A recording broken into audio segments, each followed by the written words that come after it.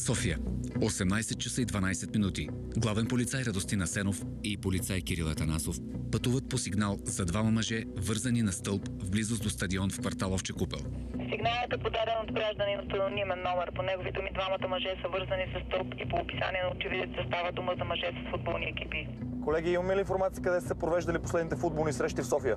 На стадион Славия, колега, преди 1 час е приключила футболна среща. Предполагаме, че става дума за хулиганска проява. Проверете сигнала. Прието, колеги, до минути сме там. Давай, колега.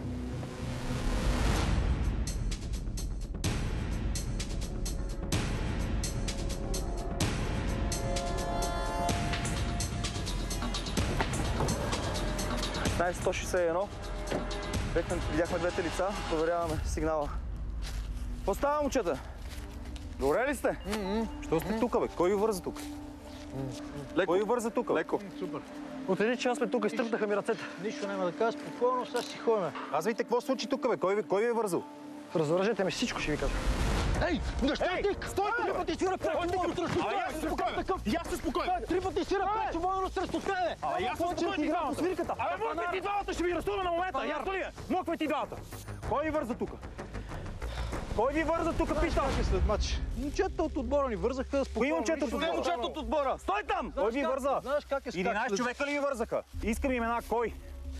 Няма да играм повече по свирката. Искаме да си ходим сега. Нищо не е Това станало. си е ваша работа. Я си дайте документите. Къде са ви? Документите са му лични. Останаха в съблекалията на стадиона. Лични документи нямате, така ли?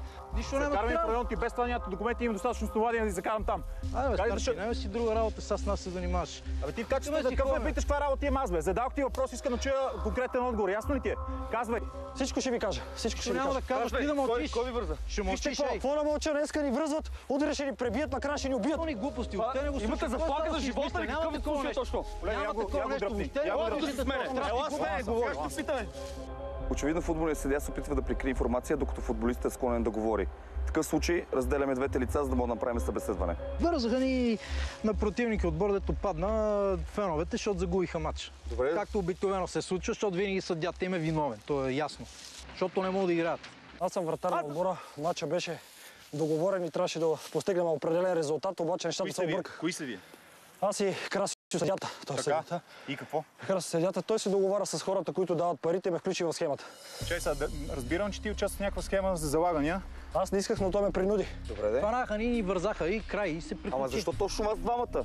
Мене винаги ме връзват редовно, защото аз съм съдята и винаги съм им крив. А то кретен за нищо не става. Добре, само това... Малко му беше, че го Ама завързах. вие двамата бяхте вързани заедно. Обясни ми тогава, защо като те развързахме и тебе и него, ти му скочи да го биеш за нищо не става, не мога го дишам това, бе. Погледни го къв е, бе.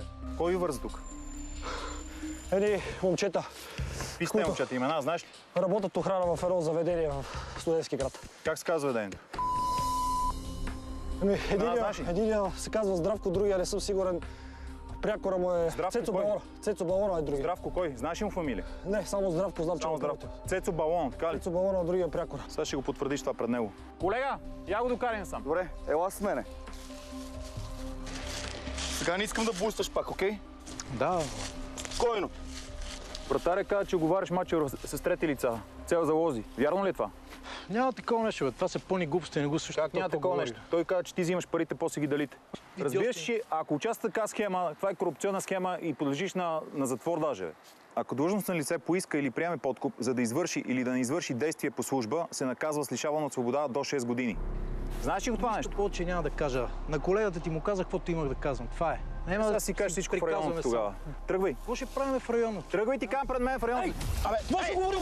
Я служи белезниците. Я ръцете на тила, бе! Я ръцете на тила, веднага казах, бе! На ръцете на тила ти казах, веднага, бе! Големото ченге.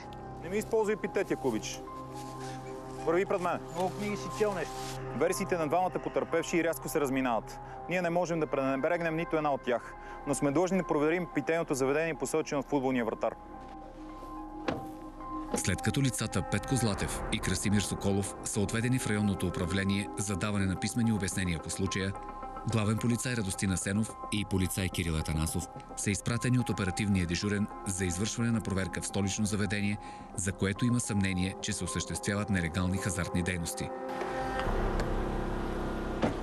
16 на 161. Колега, на място на питейното заведение сме. Извършваме проверка. ден. господине. Добре. Главен полицай Атанасов, главен полицай Асенов, Столична дирекция. Ваши документи, ако обичате. Някакъв проблем ли е само? Извършваме рутинна проверка. Няма проблем. Вътре са ми документите. А вашето име как е? Здравко се казвам аз. Здравко. Господин, познавате ли лицето с прякор Цецо Балон? Да, знам го, колега ми е, но днес не е на смяна. А лицата Петко Златев и Красимир Соколов, знаете ли ги? Не се сещам. Това са футболен съдия и футболен вратар. Се сещате? Не, нямам спомен. Имаме информация, че преди няколко часа сте били заедно с тях и сте извършили физическо насилие. Завързали сте ги с дърво. Няма такова. Вярно ли е това нещо? Не, ще връзвам Сигурен хора ли за сте? дървета, да. Защото Добре. един от тях твърди обратното. Сте завързали. Добре. Не се сещам. Ще ви моля да тръгнете пред нас, че да отиваме да проверим документите. След като става въпрос за обществено достъпно питейно заведение, ние имаме право да влезем и да огледаме, без да имаме надлежно разрешително за това. Вие сигурно, че не познавате двете лица, които ви споменахме? Не се сещам. Едно от тях твърди, че през вечер е тук във вашето заведение. Тук всяка вечер идват футболисти, приятелките им, трябва ли всичките да ги познавам? И ви искате да ми кажете, че не познавате клиентелата, която е редовно в заведението. Така ли? Не мога да ги познавам всичките. Знаете вие кой сте? Добър вечер. Добър вечер. Аз съм Петър Башев, собственик на заведението. Главен полицай Атанасов, главен Какъв е полицай проблема? Асенов. Няма проблем, Столична извършваме дирекция. рутинна проверка. Извършваме рутинна проверка. Може Добре. ли документите ви? Аз да отида да взема само моите. Да, ходете да вземете документите и елате тук. Господин, познавате ли Петко Златев и Красимир Соколов? Да, разбира се. Те са нашите чести клиенти тук. Така. Знаете ли, че същите двама преди няколко часа са били завързани на дърво и извършител е посочен на един от вашите колеги тук? Нямам никаква представа. Но това не може да е вярно. Защо не може да е вярно? Ние сме с много добри отношения с тях. Аз съм спонсор на отбора, в който играе Петко Златев. Вие сте спонсор на отбора. Да. Господин, има информация, че тук в това заведение се извършват незаконни залози. Вярно ли е това нещо? Който ви е дал тази информация, тя е невярна. Сигурен ли сте в това нещо? Абсолютно.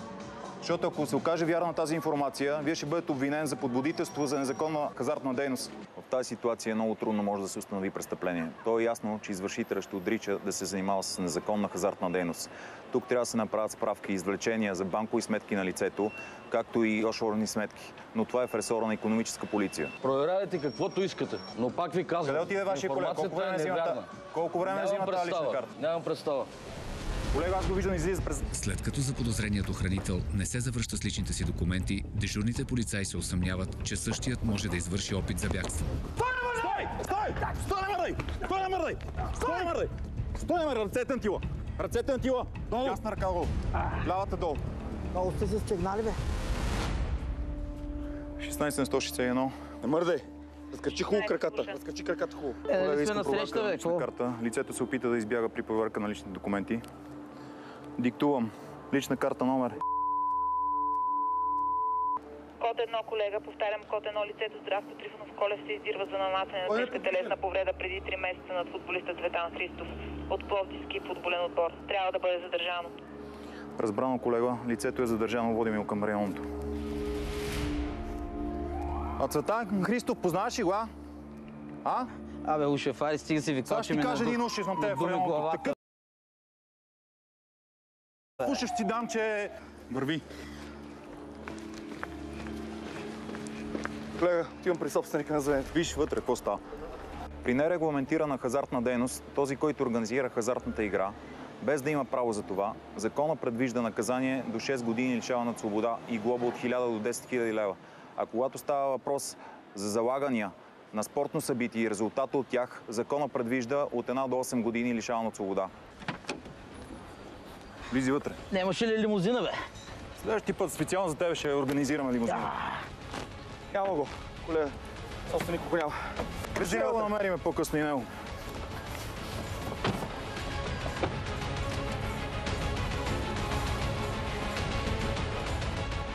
Здравко Колев е осъден на 2 години лишаване от свобода, а Петър Башев ще излежава присъда от 4 години лишаване от свобода.